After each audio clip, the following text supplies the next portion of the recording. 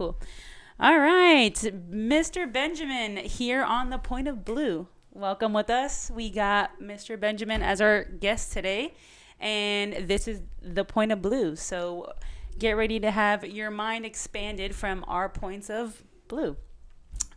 Benjamin is here with us today. We're going to touch on a couple interesting topics of cryotherapy, breath work, and a couple other things that Benjamin does here in the local city of Miami. So if you are interested in any of these things, reach out to us, reach out to him.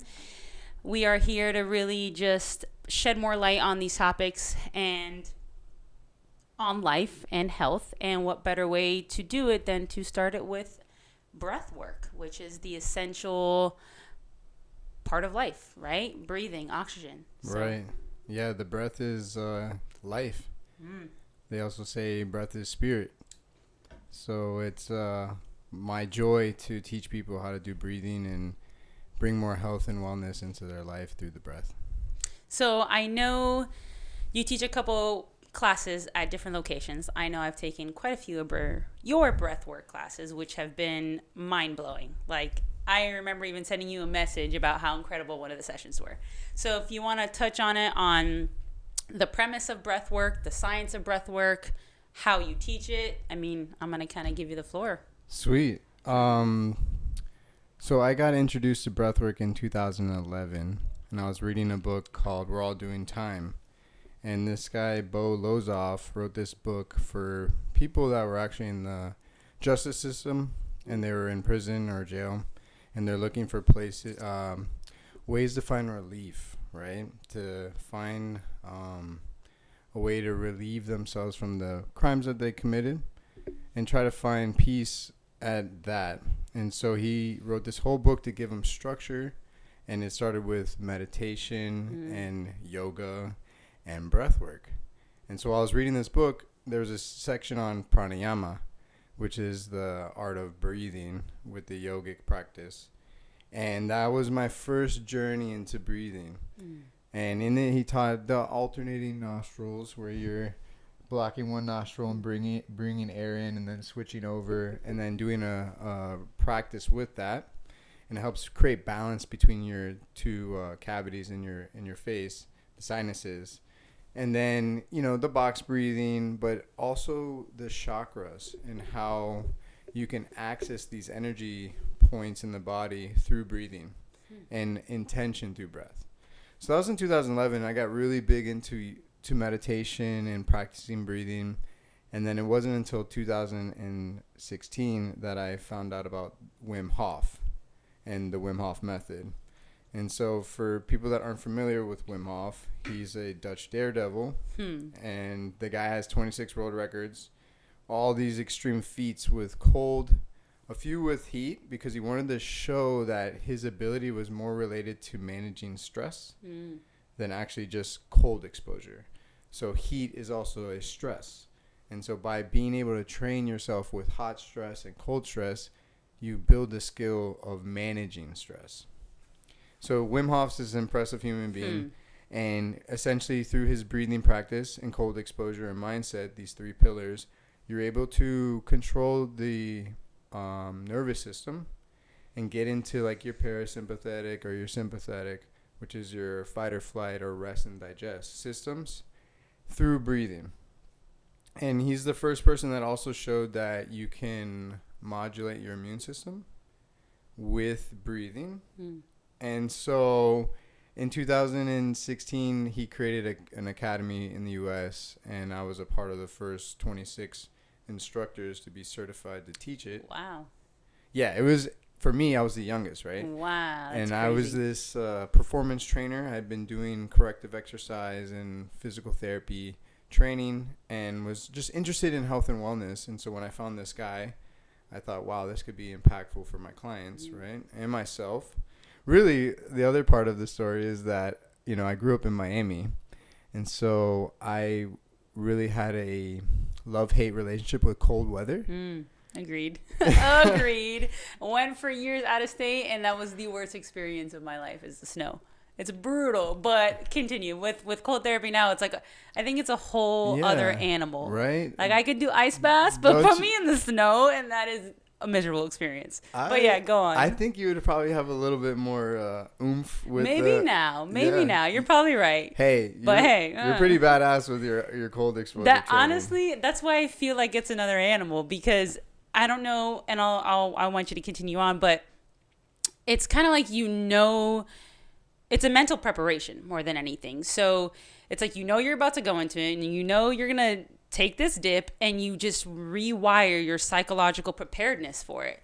And it's going to be a few minutes max, right? Where winter, you're out there walking, shopping, going out, and it's just, you're there for hours. So I feel as if it's two different beasts in that regard. But you are probably right. I haven't been in a winter or lived in a winter setting prior to, post cryotherapy. So maybe, and I'm sure, your body adapts, obviously. Yeah. But I think you would enjoy it a little bit more. Probably. It's possible. But yeah, it's either way, being in the cold for a couple hours with not a lot of warm gear on, it does feel strenuous. Mm-hmm. But I will say it does feel more, it feels easier after doing cold exposure in the ice baths. True.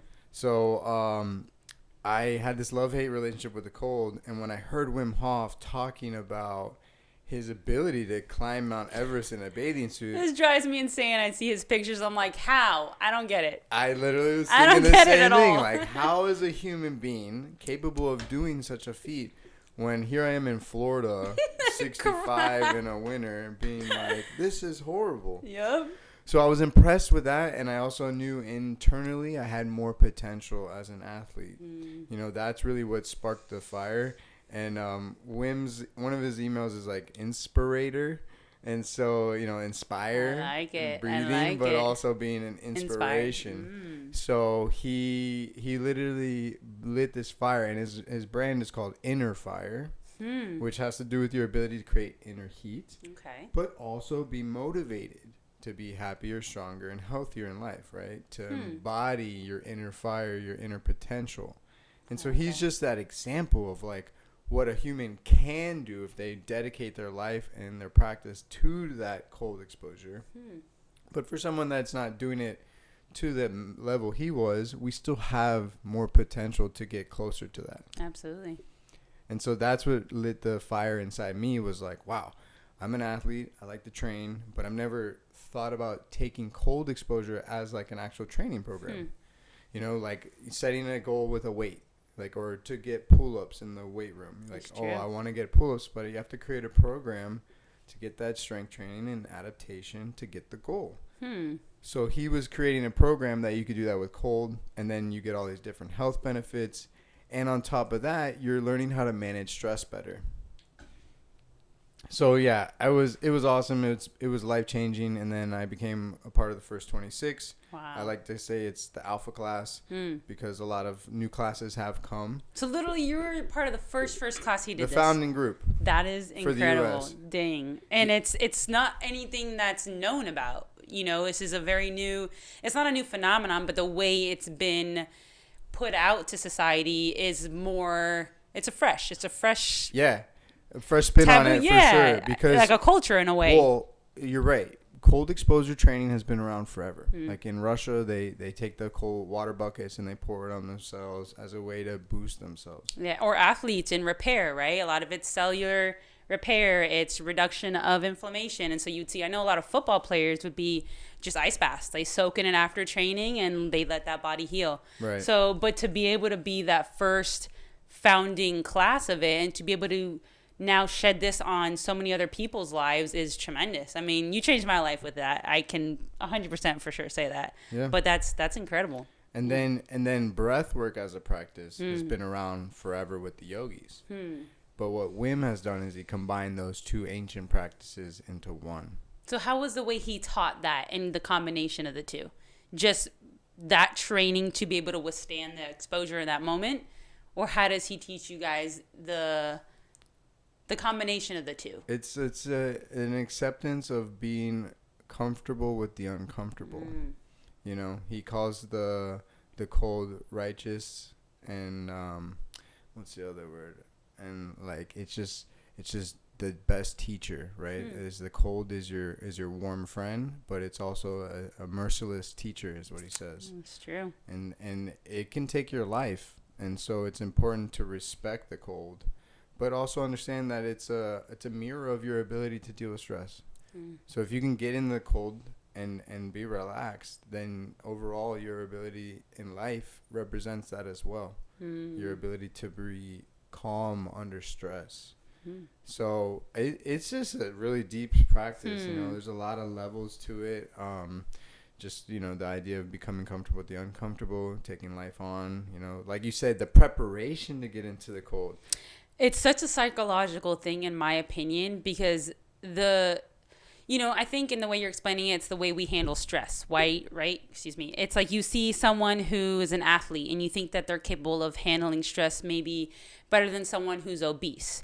But in my opinion, it's more than just the physical. It's almost more than 75% psychological, in my opinion. And I remember being at either the second or the first time I had done it with you. First time I did it, really ever. I mean, I took cold showers, stuff like that, but I'd never done the practice you exposed us to. And I remember, I think it was the second class, there was a woman there, super ripped. Like, she had abs, she was in shape. I don't know if she was a trainer, something like that. And at that point in time, I was really heavy in my yoga practice, and I was just happy generally in life. And I remember my first exposure, I think I handled it the first 2 minutes fully. And I don't know if I was just at an all-time high mentally and psychologically, that it wasn't nothing to me at all. It was hard. But then I saw someone who was also so physically fit freak out as soon as they stepped their foot in there. And I was like, oh my goodness, that's insane. That for me is like, I don't care what your physique is, what you look like, what you have in your life. Psychologically, if you can't handle this, that is such a big indicator of who you are, number one, and how you handle so many things in your life. And so exactly as you're saying, it's the ability and how you handle stress is how you cope with that. You know, in life, we're given so many curveballs. And if you know how to just breathe, realize this is all just a crazy experience, and be chill throughout it, you're going to be fine. But it's as if the more you resist it, as if in these ice bath experiences, you freak out, you panic, you hyperventilate, and you lose your shit, basically. And so seeing what the power of that breath did and in staying calm was just like, wow. But yet you see someone who has this physical physique and you think they're going to handle it, and it's all the power of the mind. That's where I'm like, everything, almost 100% is the mind. It's insane. Yeah. But yeah, I have a similar story with fighters. You know, when I've done these Wim Hof events with fighters, MMA fighters, they're the ones that actually have the most panic in the cold. And you look at their physique, you look at like their sport, and you're like, wow, this is a tough person. Yeah. You know, they really beat each other up. But then here we go. Put them in an ice bath, and their breathing gets very short. It gets very panicky, and their mindset is already like suffering from that level of stress. And I try to reframe it to them. You know, when they're like, "Oh, I'm really, I don't like the cold." No one likes the cold, really. But when you understand the benefits, you move past that. But I try to relate it with death, right? Like, as the more you're in the cold, the higher you're at risk to have hypothermia and potentially die. absolutely. So it's an inevitable battle that the cold will always win. It's just a matter of time and how long you can hold out. So I tell the fighter, hey, you fight to the death anyways. When you go into the ring, you're thinking to fight to the death. You're trying to beat this other person. So I look at it like, hey, you're going to go challenge yourself again in the cold.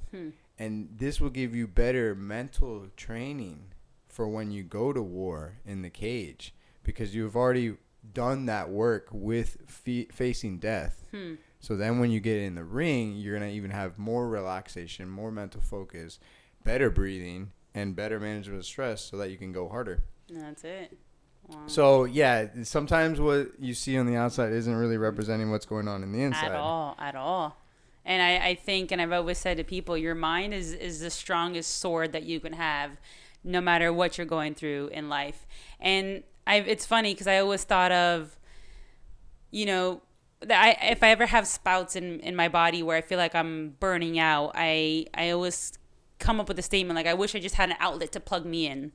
And when I started doing IceBath with you, and then my brother and I invested in IceBath, like we got so addicted to it because it literally was as if you stuck us in an outlet and just regenerated all the cells in our body.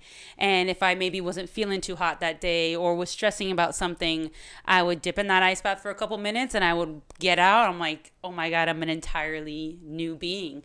And is that as if you got that electrical jolt into your system, replenish the blood flow, replenish the cells, decreased all these hormones in your body, increased other ones, and boom, like you're brand new walking out of that. So, it was insane. So the thing is, there's science that supports that. Mm-hmm. You know, like there's these things called heat shock proteins. Mm-hmm. When you get in a sauna and you're in there for long enough, you create this stress effect. And then as a result, your body makes this protein that is called a heat shock protein. What this protein does is it goes around your body and it looks for broken proteins and it starts to rebuild them. And so someone described it as like a baby seat chair. You know, it's like it goes around the kid while he's in the car and he's riding in the car. That goes around the protein that's broken and then it starts to rebuild it. Wow. And so they're hypothesizing that there's cold shock proteins as well. So when you get into the cold, your body's going to start to regenerate its proteins. Plus, you're doing thermogenic training where you're literally going into the mitochondrial energy warehouses in your cells, and you're like, hey, I'm freezing. I need to get some energy going on. And so those mitochondria erupt into creating heat, and then that optimizes your metabolic capacity. So just by getting the cold, you're getting those cold shock proteins going on, and metabolically you're enhancing your system. So you're going to feel that electric charge just by getting in the cold. Yep. So on top of those, scientifically and on a more cellular level, what other explanations scientifically can you explain to those people? So let's say there is someone that just is, their brain functions on that kind of explanation. Forget you feel good, forget it's just healing.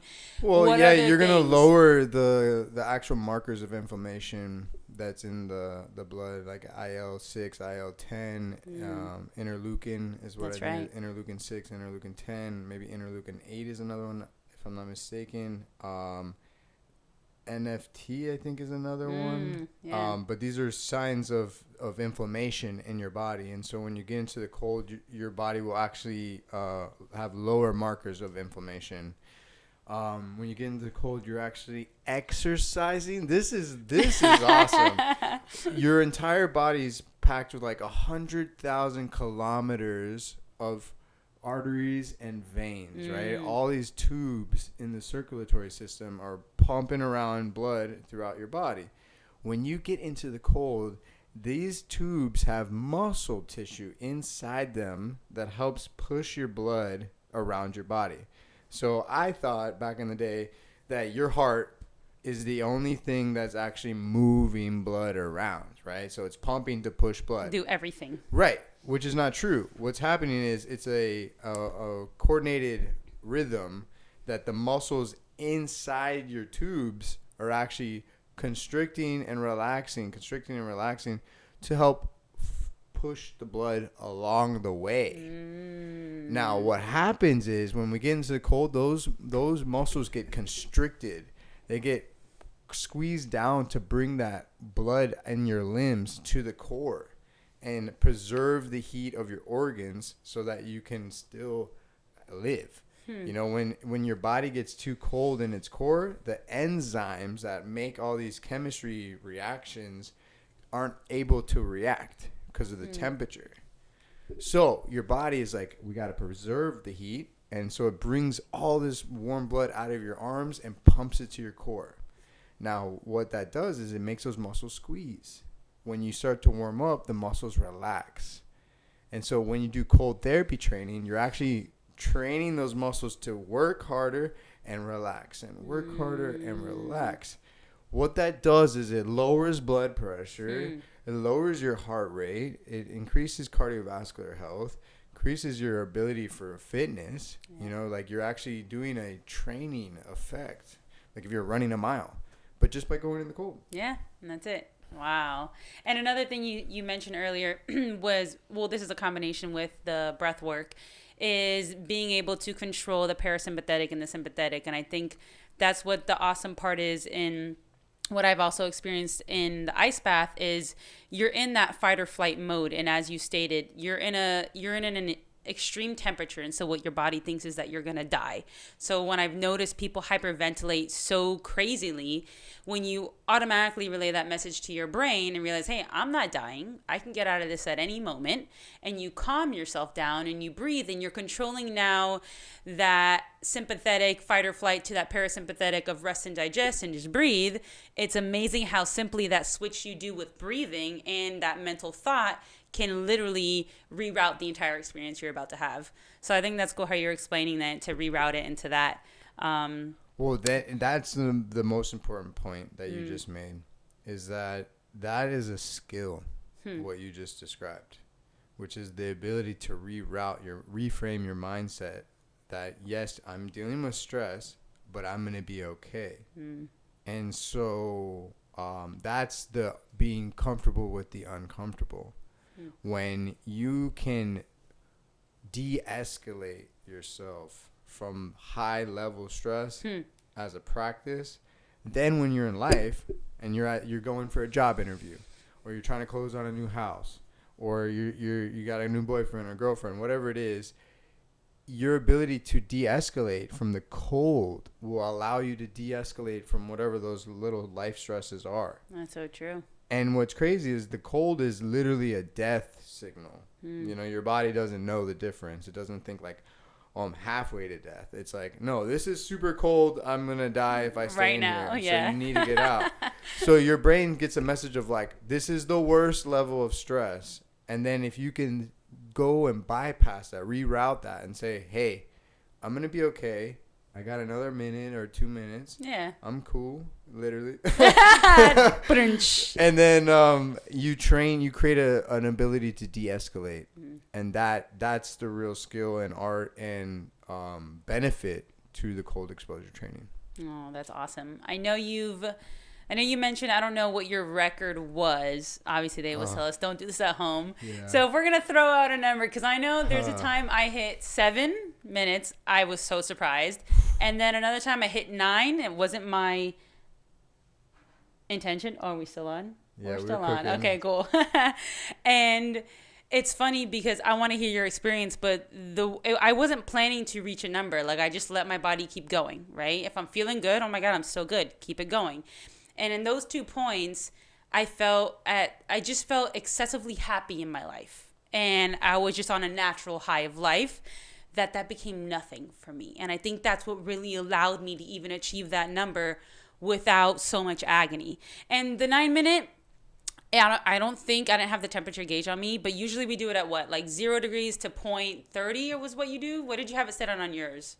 Yeah, it's like at 0 degrees to to 5 degrees Celsius, Okay. between that. Gotcha. Yeah, it's really cold. I mean, for you, and I think this is my perspective, I feel like every degree is such a difference. So 100%. I think when I did the 9, I think I had it at 2 degrees Celsius instead of 0. Right. Because when I did 0, I'm like, oh my God, I'm going to die right now. That's still so cold, It though. is, but I think when we do it as much as we were doing it, you can feel feel the difference of 1 degree, which 100%, was insane. 100%. So what's your record? I remember you telling me, I don't know if it was 11, more, I think I don't it might recall. have been like almost 12 minutes. Dang. I've had a few long ones, Oof. but I did the same thing with the one time. So this is for the listeners, like, to understand how dangerous this can be. That's true. I was in my bath. It was freezing. There's big blocks of ice in it, and then the timer was running on my clock, but my phone had the auto lock on the screen. Oh no. So after 5 minutes of being unlocked, it locked. And so the screen went black.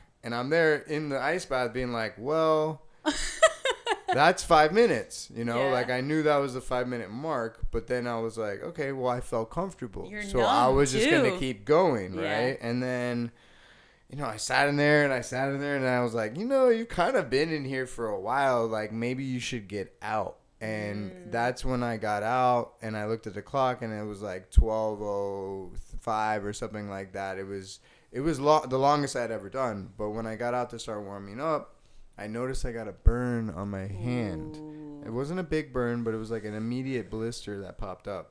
And, you know, you can get these cold blisters and cold burns and actually get really bad nerve damage if you overdo it. So for those listening, the cold bath is no joke. Yeah. So it's important that you work with a professional, or you had worked with a professional, and then you can use that for your guidance to move forward. But what we say, just for security, is no force. You know, it's really not about getting a record. Yeah. It's more about, you know, the minimum effective dose is 2 minutes. So you really only need to be in the ice bath for 2 minutes, and then you have all the health benefits you need. Anything after that is more mental training. But, you know, if you're interested in doing that kind of stuff, find a professional, find someone like me, reach out, and, you know, we'll get you set up to do the ice bath safely. Come contact Benjamin, guys. He's the way to go. He'll guide you through it. I know you guided us through it amazingly. Right. And another thing that I think you did awesome was breathing with the person as they were in it, if they were a first-time doer. And you just slowed people down. So that was awesome. Yeah. Oh, man. That's magic. So after that, I got into the breath work with Wim Hof. I started researching breathing, right? Now that I'm a breath work coach. So ice bath was all prior to Wim Hof, to breath work, correct? I know you did it through I found it in 2011 with the yoga practices, and then from there it evolved into like breathing for cold exposure, which was a 2016 marker you made. Which was 2016, and then when I was a part of this group of other amazing professionals that are like 25 years in yoga, and then this person's a master chiropractor, and then this person's a performance coach, and this guy is a professional mountain biker, and like all these crazy people that are into what's called like biohacking, which is these different ways of hacking into our physiology and optimizing it for better health and longevity. So in the biohacking field, people use like different red light blockers, like for the blue blockers on the screens, and then you have like breath work as a practice, and different hydration and supplements, and taking mushrooms and all these different things, right?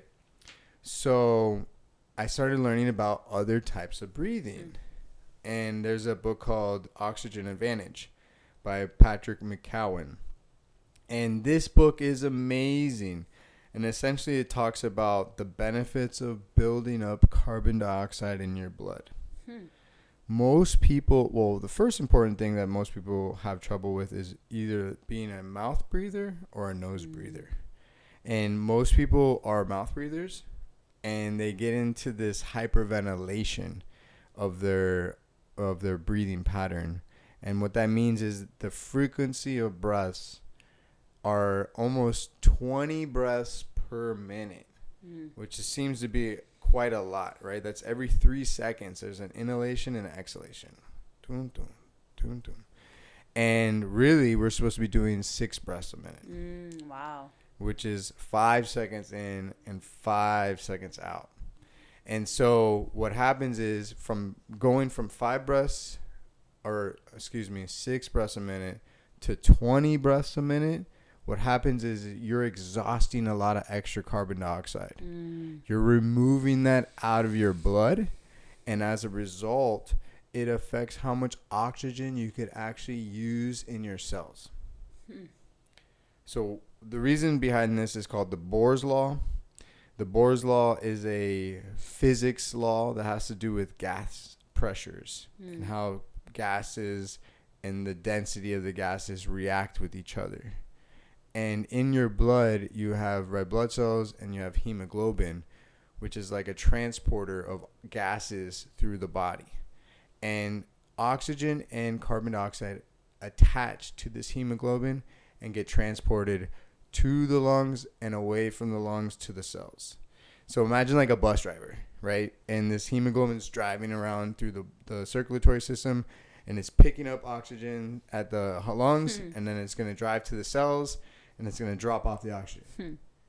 But they can't drop off the oxygen until a carbon dioxide gets on. Jumps on. And so what happens when people start hyperventilating and they lower the amount of carbon dioxide available to get picked up, these buses just keep driving around with oxygen that do not get off into the cells. Doesn't it also affect the acidity of the body as well in combination with the CO2? 100%. 100%. So the carbon dioxide is acidic by property. So having a higher level will create that higher pH, but the blood is on its own set level, Gotcha. and it's really good at balancing that. So the blood itself is hard to adjust, but at the lungs, you can really affect the pH levels and create what's called respiratory alkalosis. And that's when you've removed so much carbon dioxide out of the area of the lungs that the pH becomes more alkaline. And some people have shown that you can change like those P strips for the pH level with just your breathing practice. So this book, Oxygen Advantage, is all about that science of the importance of using your nose, the importance of slowing down your breathing, and the importance of also deep breathing. And so when I was studying physical therapy and posture restoration, one of the main focuses is the diaphragm. And the diaphragm attaches to that lower ribs, and it's two domes, right? And one dome's a little bit bigger because it's on top of the big liver. And so it's asymmetrical in shape. It's not perfectly shaped symmetrically. And sometimes that asymmetry can create postural imbalances based on how well that muscle is moving. The suppleness of the diaphragm. And so imagine you sit at a desk, you're typing all day. You got your chest all rounded over. You're constricting the actual space for your lungs to inflate. So you're limiting the volume of air that can actually pass into your body by your posture. Then your body tries to chemically make that adjustment. Make up for so it. It starts breathing more. But then when you start breathing more, you start blowing out more carbon dioxide. Putting the imbalance again. And then you're creating more restriction on the amount of oxygen you can actually get. So now you get into this feed-forward loop of creating a really bad chemistry and improper posture, because now you're stressed from the chemistry that you begin to hold that posture even more. And so you can get this really compounding effect where just from the breathing and your posture, you can really disrupt your body. So that's why it's a big focus in these physical therapy groups is how can we rehabilitate the diaphragm to have its full capacity to lengthen and shorten and be, not have suppleness to it. So that's been a huge education to me. And then obviously when I work with my clients, that's one of the first things I do is evaluate their breathing pattern. Can they actually breathe deep into their core, a full breath into their pelvic floor, so that they actually have an awareness of their most important asset, their breath. So yeah, I got into reading Oxygen Advantage. Then there was more more books that have been published since then. And one book that just came out recently is called Breathe by James Nestor. James Nestor did this crazy experiment where he plugged his nose for 10 days. And You're kidding me. Just breathe through his mouth, you mean? Like plugged it as in no oxygen supply through the nose. What? Okay, and? So what was the basis of the experiment, and what were the results? idea was they were going to be mouth breathers for 10 days. Oh, wow. And they were going to show what the damage is from doing mouth breathing for 10 days. And immediately his blood pressure went up, his sleep went horrible, his heart rate was up, like all these markers of just not health began to show up. And then the next part of the experiment was to go nose breathing only for 10 days. Wow. And then show what kind of benefits you can regain if you were a mouth breather all the time. So what typically causes most people to be mouth breathers to start with? I know there's different things, but from what you've seen the most. It just seems like they get lazy because like maybe they get a cold or a flu and then their nose gets stuffy. And so they get used to that. Or, it's the same idea as like with your movements. If you don't move it, you'll lose it. Yeah, very true. Right? So the same thing with your nose. If you don't use it, you'll lose it. So people will just, again, they'll get sick. Maybe they got an injury. Something happened where they chose to use their mouth. Or just from stress, right? They just start to use the mouth as a way to compensate for being overstressed. And then that pattern just gets locked in. Wow. Or their nose gets so congested or atrophied that they just feel like they can't use it again. I know a lot of people with allergies and the air we breathe, the quality of the air, I think that constructs it for a lot of people as well. And I know stress is a big thing as well, because there's been moments I've caught myself holding my breath. Like whether I'm stressed or thinking of something and I realize I'm holding it or I'm driving, I'm like, what am I doing? And you have to really train yourself and catch yourself in those moments, because if you're not self-aware, you're doing these destructive habits by, like you said, by adapting or by being unhealthy or by being stressed, and then having that go on for years. So if you were to recommend this, I wanted to ask too, what's typically the methodology of how you implement this breath work, and how do you recommend to those that are new to it to start to implement it? Should they take classes? Should they start on a small base of 5-10 minutes themselves? Yeah. What do you typically recommend Great for question. them to get in it? Yeah, I think the best thing is just becoming aware of your breathing pattern.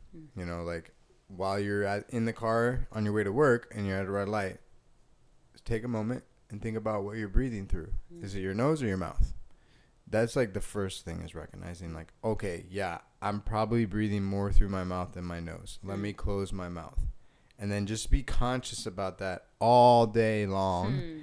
And that in itself will be impactful for everyone. Another step upon that is that you can buy a special tape and put it on your mouth while you sleep. And that will make it so that you got no choice. If you want to survive, you're breathing through your damn nostrils. Right. But what's amazing is when you do it, you actually make a huge shift in your life where like during your waking hours, you're way more inclined to use your nose than your actual mouth. That's interesting. And what are the typical, I don't like the word symptoms, but I guess, and not side effects either, but there tends to be quite a few things that happen to the physical body, especially with one that's going to go through your sessions are typically an hour long, right?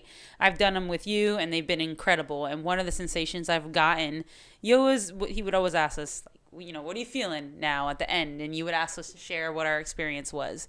And different times I've felt different things, but one commonality I would feel would be tingling in my hands and in my fingers as if they were numb. And my body would feel heavy. So coming out of it would be like, wow, I don't know if you directed it to us or if I started doing it to myself, of literally as if you're feeling this ball of energy within your hands, because you felt this numbness, you felt this electrical charge to where you're kind of doing qigong in a way, right? You're playing with this energy ball that you've now built within your inner organs, and it's expelling through your skin and through your body, that you just want to play with it. And so the tingling, the numbness, the heaviness felt very, very superhero like, right? Like I have a superpower now. And so what really is the cause to that? Is it because we're still for a majority of that hour? Is it because we've now hyper oxygenated all of our cells? Is it the blood flow? Like what are some of the symptoms they might feel, and to not be worried or alarmed by? Because I think some people may freak out like, oh my God, my hand is numb. What's happening? What am I feeling? Whereas actually I think it's one of the most incredible feelings. Right. But people may panic in a way, right? If they're not familiar with this. So the important thing to clarify for the listeners is that she's referring to the Wim Hof hyperventilation style breathing versus the oxygen advantage breathing is called LSD breathing. Okay. LSD stands for low, slow, and deep. Okay, and low means so quiet that you can't even hear the air moving in and out of your nose. Slow is 6 beats per minute, meaning 5 seconds on the inhale and 5 seconds on the exhale. Or let's just say 4 seconds on the inhale, 6 seconds on the exhale. You know, a 10-second period for that inhalation and exhalation. And then deep meaning down into the pelvic floor and then expanding laterally into the obliques. So that's one style of breathing that's applicable for your daily life and sleeping life. That's like how we should exist is LSD. Now, that experience that you had is for unique times and unique moments where you have a specific goal. Like we were using that to charge us up for the ice baths, right? Or we use it in my breathwork class Tuesdays and Fridays, and it's just a way to shift the mind into a more euphoric state. And what's happening is actually kind of the opposite of the LSD, which is a less blood flow because we're removing more of that CO2 out. But I believe that when we do the breath holds and we build up the carbon dioxide back inside our system, that you're going to get that blood flow back up. But there is levels of restriction of blood flow and then levels of increased blood flow with the Wim Hof method style breathing. Gotcha. So what you're feeling energetically when the fingers are cramping is actually the constriction of the blood. It's like the blood is being squeezed out of the fingers. And as a result, that's what you're starting to feel. Now, the nerves are also being excited because like the chemistry is affecting the actual nerve signaling and it's exciting the body. We're releasing adrenaline and we're releasing dopamine, serotonin, oxytocin, maybe even dimethyltryptamine. So all these different things are going on in that intense experience coupled with the music, the environment, and you get this very spiritual, intense experience that, like you said, like if those that are familiar with Qigong is like the energy, it's the practice of moving your body to build your Qi or your energy. And yeah, you could explain that like that. You could use that kind of frame to feel that Qi and charge it up through the breath. You know, they say breath is Qi too. Yeah. In some schools. Oh, that's amazing. No, it's a highly recommended class. It's definitely, I remember even one girl hearing her experience when she shared it in the circle, and I forgot what her exact ailment was, but I want to say it was something with her spine. Don't recall. I don't think it was scoliosis, but it was something she suffered a lot of pain, or sciatica. It may have been sciatica, I believe is what it was. And hearing her response to your class was like, oh my God, that's such a debilitating diagnosis that so many people have from different reasons, right? Accidents, postures, their day-to-day regimen ends up causing this impingement on the nerve. And what she explained in her relief through these, like you said, the specific Wim Hof hyperventilation method was amazing. And you can see her eagerness to just want to come back and release herself from that agony. And I know a couple other people that suffer from sciatica, but of course, everything is a process, right? If you got to stick with it, it's a practice. It's not something you do once and it's going to cure you forever. It's everything I think that we do is a lifelong implementation of these habits. But that's amazing, amazing. And I know another thing which you were talking about and referring to posture and the way the rib cage and the lungs and everything collapses. Even we all do it, right? With the way we sit or the way our legs are crossed, but everything in the way your shoulders are held back. I know there was a woman you were explaining to me a few weeks ago when I ran into you, which was super fascinating to me.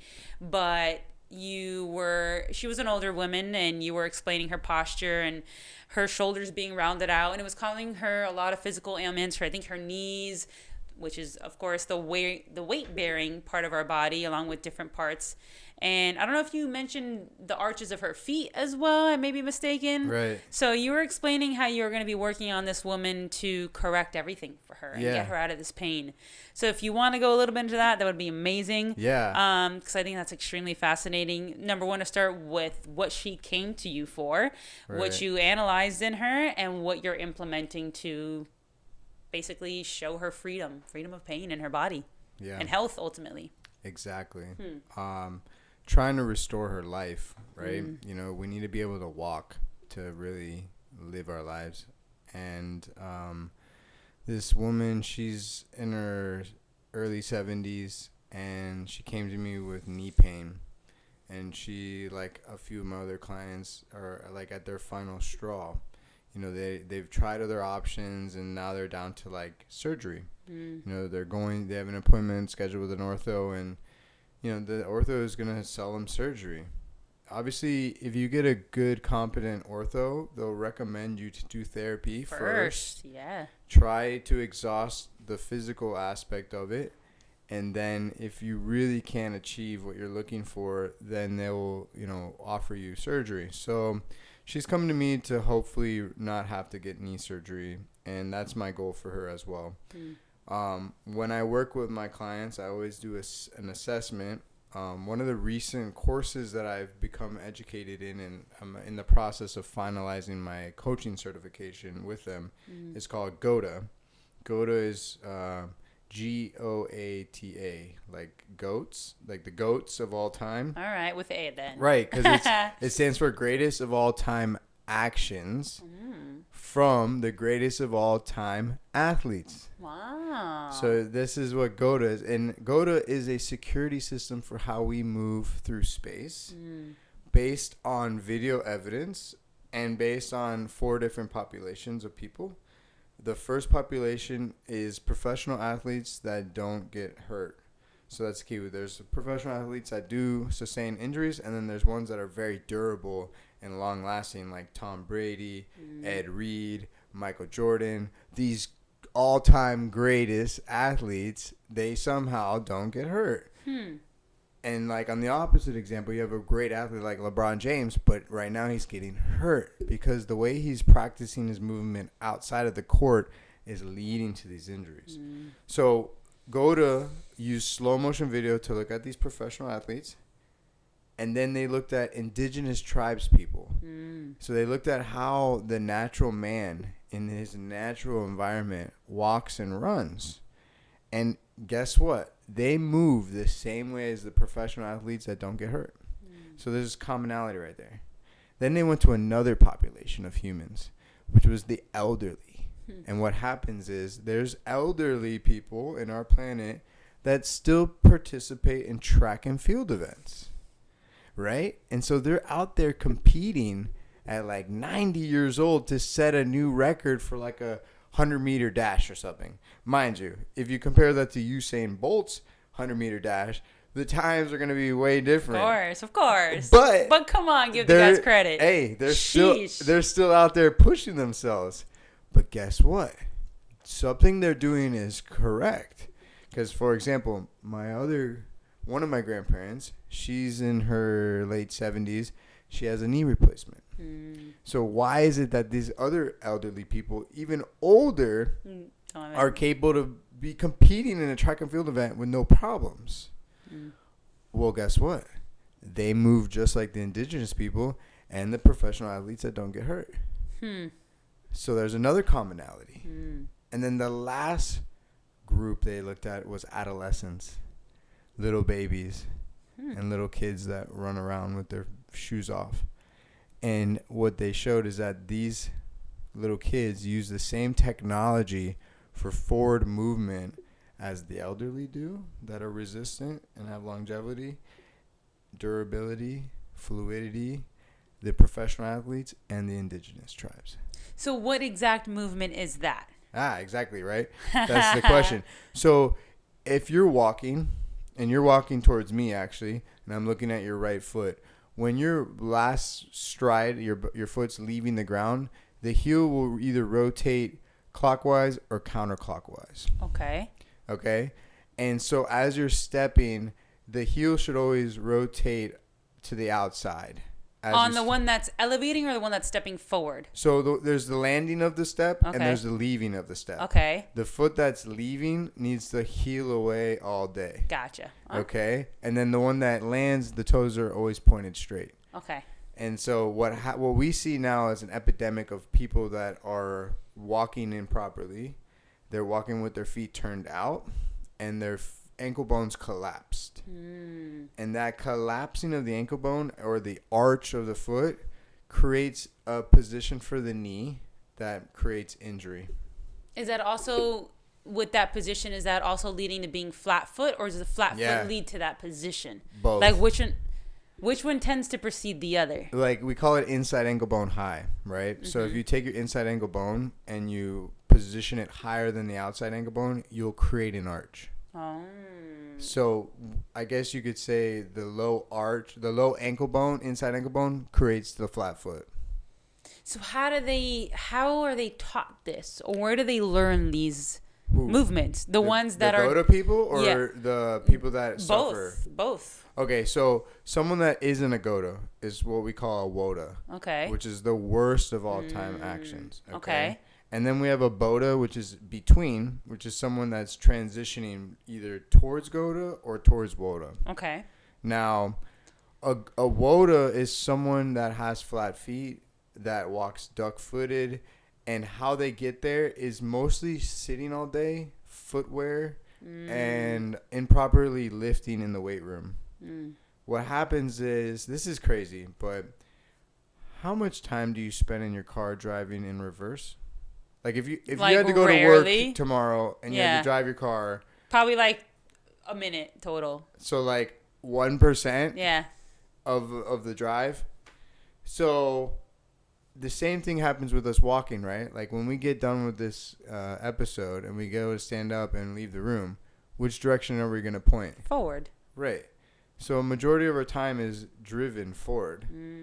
Now, when you go to a weight room and there's a heavy barbell on the floor and you got to pick it up to do a deadlift, your body has to grab the bar and push backwards to create the bar to lift upwards. Okay. That's what happens. If you were to push the bar forward, it's just going to roll on the ground. But if you actually start pushing back and pulling, the bar will come up.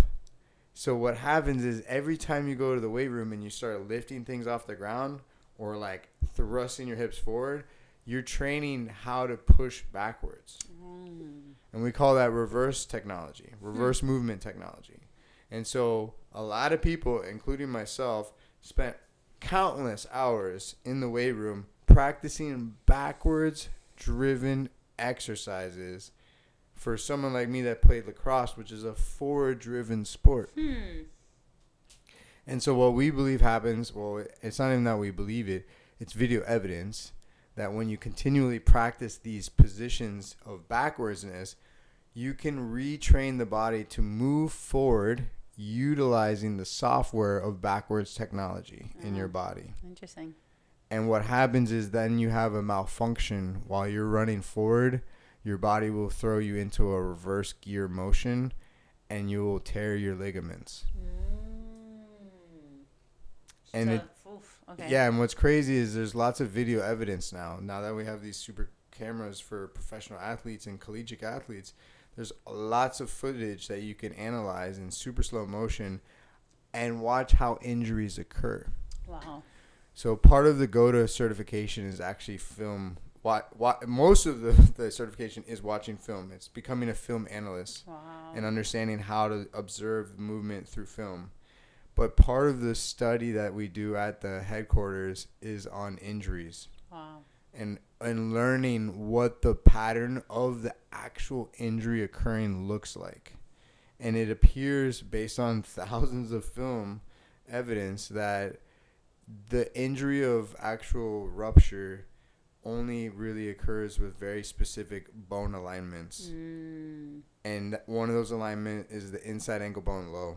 And that's what this woman had. On top of her case. Yeah, right yeah. I mean, so this woman she comes had into it. me. Both her knees are pretty much folded in on each other, which is obviously not healthy looking. And she's clearly in pain as she comes in for her assessment.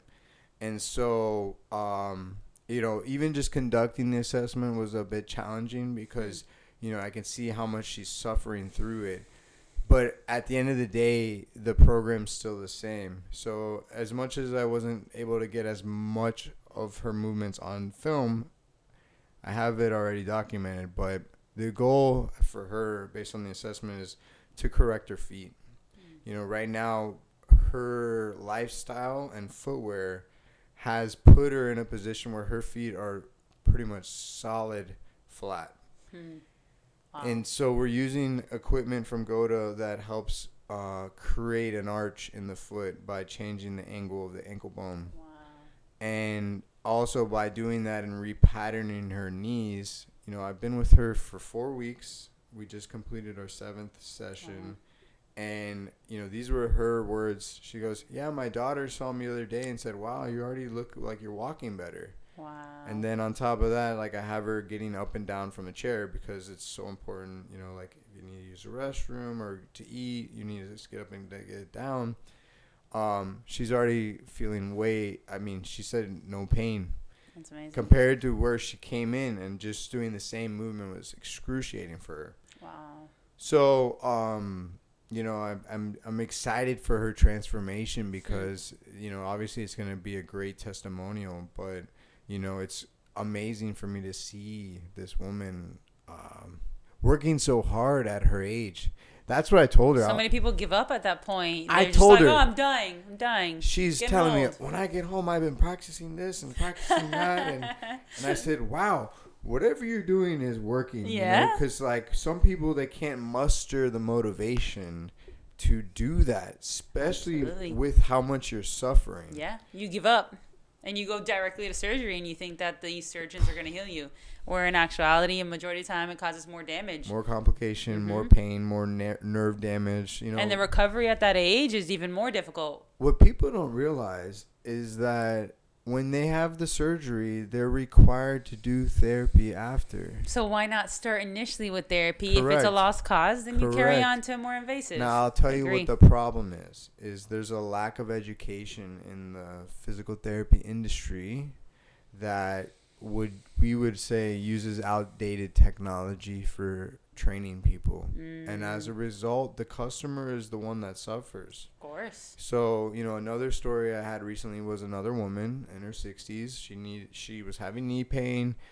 Unfortunately, I wasn't able to work with her, so I couldn't show her that there's other ways of doing things. Yeah. But she said that she went to physical therapy and that she went through it, and as a result, she did not find relief. And so now she's once again back at her last resort of surgery. And then, she gets the surgery. It's successful. But now she's in so much pain from the knee surgery, knee replacement, that she's not motivated to move because she's in pain. Oh, I'm in pain. When I move, I'm in pain.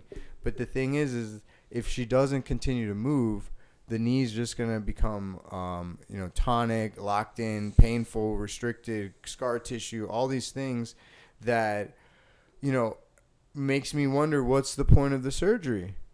When you're not even improving from that point. It's hard because, like you said, it's a lot of lack of education, and you trust, right? You trust someone that is knowledgeable in a certain topic, and you take their expertise, whereas... So my recommendation would be that it's always good to look for other options or other opinions. If you're not satisfied, keep searching, because I personally believe that there are the right solutions. You just have to keep looking for them. I've been blessed to be able to seek out a lot of different schools of thought, and it's allowed me to see how much there is available, and that the most common care is really not at that new level. If people actually start researching and seeking out what's cutting edge, they will find newer techniques that are very powerful. And so, I got another 8 weeks with my client, and I'm excited for her. You know, Awesome. I really want her to feel awesome, and I want her to be walking better. So, you know, that's my goal with her. We're also doing breath work. You know, we're focusing on the diaphragm, and that creates core strength and stability, and obviously cardiovascular health. So for at her age, it's super important. And so yeah, I'm just so excited for her and helping her too.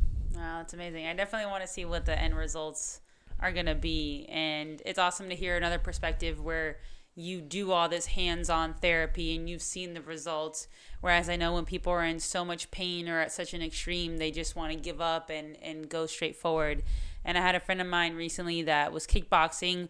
I don't know what she dislocated or pulled in her knee. Went to different people. A couple of them told her, no, you have to do surgery, this, and that. She freaked out. I was like, look, you need to get other opinions because there's other ways. And why would you go automatically into the most invasive decision? Try with therapy first. You will be surprised what the body is capable of doing. And then if you really can't, you go on to surgery. You know, take it in baby steps.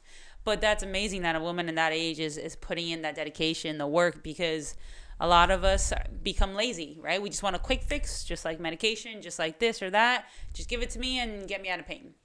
Versus putting in the blood, sweat, and tears to evolve and grow and heal your body. But that's amazing. Yeah, I'm stoked for her. And the other key part of that is the other half, right? Is having a coach that believes in you and sees the vision for your goals. Absolutely. I mean, you got to have the intention that you have. If you're there to actually help the person, they're going to feel that from you and they're going to trust you full throttle. Yep. And coming up and backing it up with information and hopefulness and positivity and results. Yes. Even though it's in increments, and sometimes I'm sure for some people it's small, a result is a result. Improvement is improvement. Right. You're not going to take a bite into a whole apple. You're going to nibble on it. You're going to take bites. And as long as you see that, you're going to keep that person coming back. Yep. That's why you got to get on IceBath. You got to get on breath work. You got to get on body therapy. Walking barefoot, I think, is tremendous as well. Right. I used to run a lot. I use the Vibram 5 fingers. I've never felt the muscles in my foot like I did when I would run with those shoes. Right. So I know shoes were a big part of that too. But yeah, I just got a new pair of Vivo, not the 5-finger ones, Which but ones? the same company. Is it the sandal one? No, it's I've seen it's that. I'm like, I don't think I can wear this that. is a closed-toe shoe, but it's got the barefoot, like the rubber? Yeah, it's a zero drop shoe, so it doesn't have the big foam cushioning on it. But I just got them today, so I'm gonna be trying them out. But yeah, foot health, all that stuff relates to your overall posture, and yeah, you know, I think it's important that people become open-minded to these different practices, modalities. Yeah. So if we were to give our listeners a takeaway of how they can reach out to you, what they can reach out to you for, with different regards, what can you set them with, what can you give them, whether it's a Instagram page, whether it's certain topics that they can reach out to you to. For sure. Thank you. Know. Yeah, you can find me on Instagram at BenPeltonPlan. That's Pelton. I'm sure the information can be on the bio of the episode. Yes, definitely. I got some videos on YouTube as well. If you just search my name, Ben Pelton, it'll pop up, or Benjamin. And at Flow State Studios here in Miami, on Bird Road, there's this beautiful place, and we do breath work Tuesday nights and Friday nights at 7. Have you still been doing Sundays or no? Sundays is once a month. Okay, gotcha. And we do this big deep breathwork session. Ooh, I still haven't checked that out. I gotta go. Yeah, we'll have one in October for sure. Sweet. But the breathwork during the week is for about 40 minutes, and then it finishes off with like a 10 to 15 minute sound healing session with my partner Michael. Yes. And yeah, I also teach jiu-jitsu during the week, and I do the one-on-ones with clients. Sweet. And I also work virtually as well. Awesome. Well, I'll definitely put all the info in the description so they can reach out to you. And always, Ben, thank you for the insurmountable amount of knowledge that you share with us and everybody. So I'm sure many other people will have access to you and pick your mind a little bit more. I'm just so grateful to be here, and thank you for having me on for the first session. The first kickoff. We hope you guys like it. I know it was a lot. We went everywhere. We went deep. Always. Thank you for being here with us at The Point of Blue, and with Ben's perspective, our perspective, and hopefully it's showing a little light for you all and open the doors for a new way and for healing. Any other last touches you'd like to make, Benjamin? Thank you. Always. Thank you, guys.